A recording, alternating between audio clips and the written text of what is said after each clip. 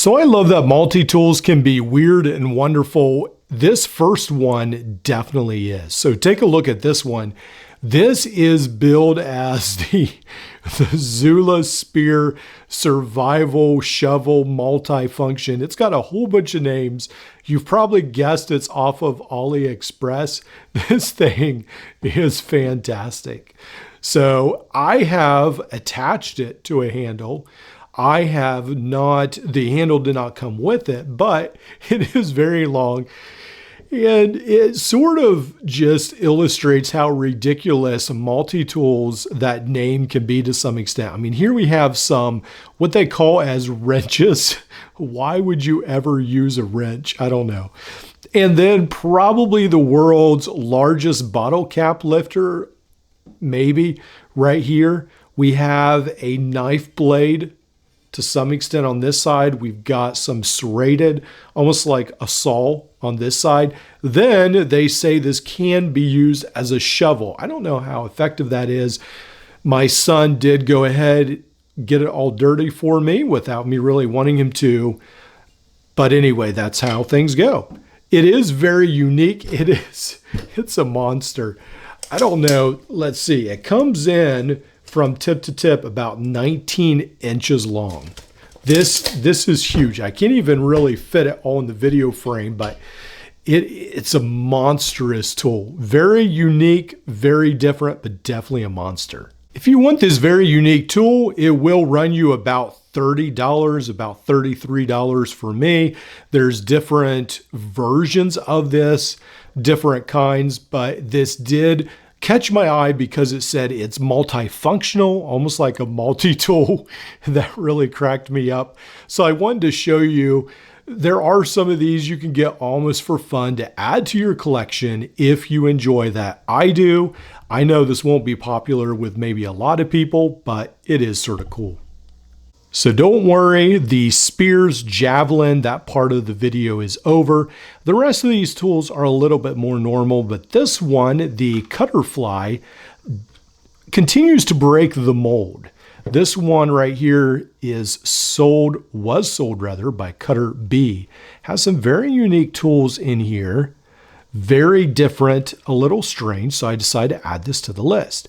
Now, the scissors aren't the worst I've ever seen, but they're definitely not the best. It can cut through paracord fairly well. The handles really let it down.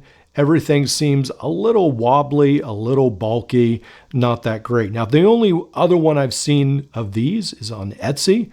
So unfortunately, you probably won't be able to find this tool, or maybe only one of you will. Let's go ahead, close this up, and we have a butterfly multi-tool, a little different right there. We do have this measuring tape. There we go. That's unique. Takes up about the whole one side of this handle. Then somewhere, I believe we do have tweezers, another tool as well. I don't remember where that's at, so let's continue to look at this tool right here. I don't think it's in here. All right, let's see. The spear javelin part of our video is over. All of you at home can take a deep sigh, relax. These next two tools aren't quite as crazy, but they're still very different. Now, why would I ever buy a pink butterfly multi-tool, you may ask? Well, because this one is very different, very unique. This is an embosser stylus right here that goes into here. Then on the other side, we have a pair of very bad tweezers as well. So we have these. These are sharp enough to jab you right here. They should include a Band-Aid as well. On the other side, we do have a measuring tape, which really reminds me, again, of the Gerber Myth, the archery multi-tool that Gerber made some time ago. These tools have huge spaces in here that unfortunately they've added all this butterfly ornamentation, which makes no sense at all, but that's what they've done. They've wasted a whole bunch of space. I guess this maybe is supposed to almost be used as a keychain tool, but is very heavy. For a keychain tool, actually pretty heavy. Now these scissors, I was shocked. They actually cut paracord, which shocks me because this whole tool, we'll get to in a little bit, has a lot of things not going for it. Let's go ahead, look at this side. So we've already looked at this side. This side has the measuring tape. This side has the jabbing tweezers, the embosser. Then we have some of the worst pliers I've ever seen on a multi-tool. These not only basically don't work, the spring has been compacted, but you can see these tools are all out of alignment so that they barely fit back into the scales.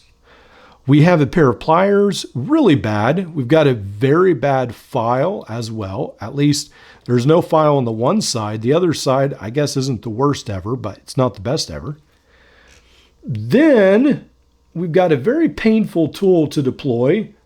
This is a paper piercer, I think is what they call it. It maybe should be called a skin piercer. It's not the most comfortable tool ever.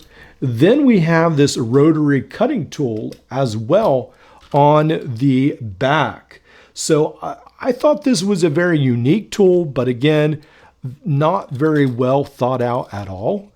Someone had a lot of unique ideas. I remember when scrapbooking was crazy, everybody, all the women in my family, some of the guys maybe were scrapbooking. I don't know if I know of any guys who were scrapbooking, but a lot of the women were. So this might have come in handy for some of them, but again, unfortunately, it was just executed very, very poorly. Unique tool, nevertheless. I like to add some of these weird and wonderful tools to my collection. The only other one I've seen of this, I found this on eBay, was actually on Etsy. These are a little pricey. Probably not worth above $5. I'm guessing you may have to pay $30 for it though. I would probably definitely do a hard pass unless you want to add it to your collection. Now the last tool on this list, the Kelvin 007 or 007 right here, is a unique tool. It comes in around $24. I was very impressed with this. It's all metal. It seems like it's machined a little bit better. It's got the very cool fidget factor right here. It seems like, wow, maybe this is a better tool. It holds all these bits right here as well. We've got Phillips bits, we've got flat bits, we've got some Torx bits as well, all these right here. It's got magnets on each end, or mine did. It's got these ball bearings inside. You can spin it around pretty cool like so. But unfortunately, my kids got a hold of this, took out all the bits, began to do a stress test on this, a non-sanctioned stress test, as kids will do. I don't mind if they play with some of these in a safe manner. I stress that to them, very safe manner. I try to keep watching them. But this one right here, they took out all the bits, were throwing it around the floor, definitely did a stress test on it. One of the magnets actually fell out of this spot right here. So my son thought he would fix it, and he put a double magnet in another spot. What happens is now I have this, now one of the bits falls out. It doesn't spin that well. Unfortunately, I've got a $24 piece of metal. That's very, very unfortunate. I actually sort of like this. I thought it was sort of cool. I thought maybe my kids would enjoy it. But unfortunately, it does seem to not have held up very well. Again, my kids were not treating it as probably it was intended, but for $24, even so, I would expect it to last a little bit longer.